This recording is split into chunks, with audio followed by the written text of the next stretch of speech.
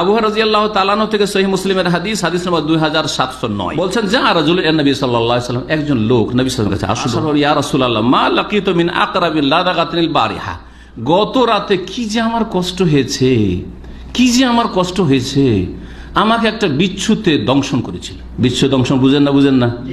ও মারাত্মক মারাত্মক ব্যথা হয়, জি মারাত্মক কষ্ট হয়। এই বিচ্ছুতে আমাকে দংশন করেছে। কালা নবী সাল্লাল্লাহু আলাইহি ওয়াসাল্লাম বলে, আমা লাউকুল তাহিনা আমসাইতা, সন্ধ্যাবেলা যদি এই দোয়াটি বলে নিতে তাহলে এটা হইতো না। সন্ধ্যাবেলা যদি এটা বলে নিতে, কি আউযু বিকালিমাতিল্লাহি তাম্মাতি মিন শাররি মা খালাক লাম তাদুররুকা, তাহলে এই বিচ্ছু তোমার ক্ষতি করতে পারতো না। সুবহানাল্লাহ, চিন্তা করতে পেরেছেন?